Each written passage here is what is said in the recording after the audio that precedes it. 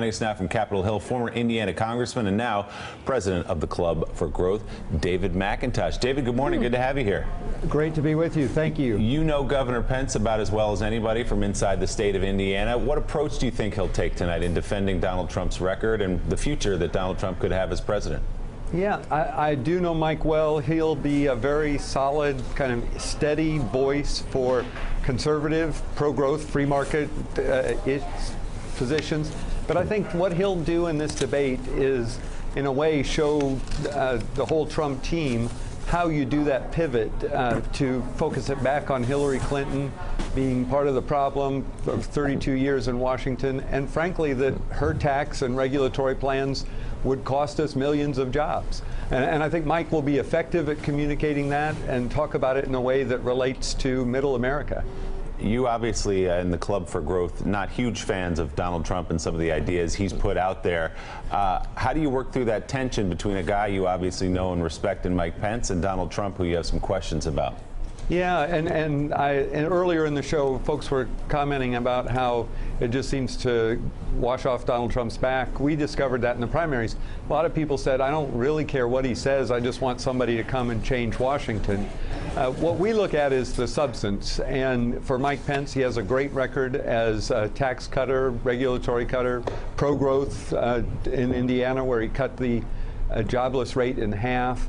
And that's what we focus on, is the record and what they stand for, and we're thrilled about him being on the ticket. Jim Vandehei. You know Mike Pence well. Like, how real is this? Like, his defense of Donald Trump. Like, how frustrated do you think he sometimes gets at having to defend day in and day out some of the things that I think you would agree are often sound absurd that come out of Trump's mouth? And you see him being a good soldier, but how hard is that? How tortured is he? You know, one of Mike's great qualities is he tends to like everyone, even people on the other side of the aisle. So I think it's genuine what he says. The talent that I've seen him bring to this is he'll define what a conservative Republican stands for and then say, and that's why Donald Trump will make America great. So Mike, in a way, is helping to define what Trump stands for in his own humble and subtle way in the campaign. A remarkable thing that I see is, in the past, vice presidents have always had to say, me too, whatever the president says, I believe in.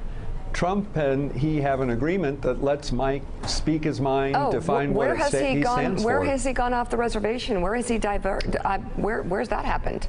You know, it's been very subtle things that he's done. Can you name one? Yeah, for example, Mike was the first person to say, oh yeah, of course I think President Obama was born in the USA. You know, Mike leads subtly by speaking the truth, and he's done a good job of that. David, I noticed when I asked you about Donald Trump, you pivoted quickly to Mike Pence. You obviously had the back and forth with the Club for Growth and Donald Trump. You had the meeting with him. You put out an ad that said there's nothing conservative about Donald Trump. He called you guys ridiculous and accused you of asking for $1 million contribution, which you denied. Do you think, not Mike Pence, Donald Trump fiscally would be a good president?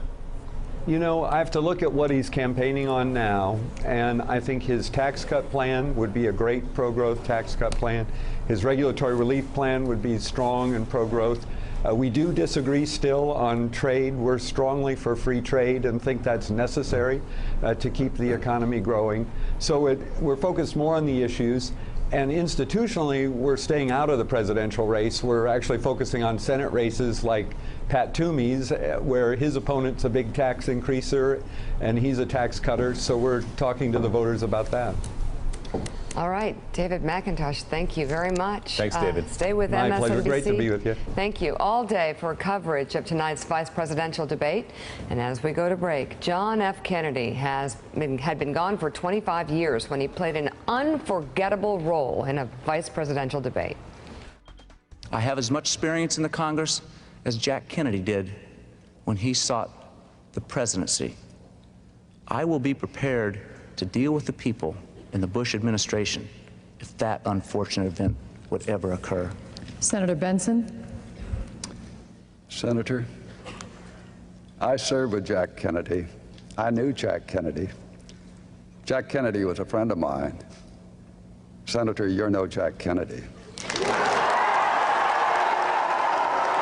Hey there, I'm Chris Hayes from MSNBC. Thanks for watching MSNBC on YouTube. If you want to keep up to date with the videos we're putting out, you can click subscribe just below me or click over on this list to see lots of other great videos.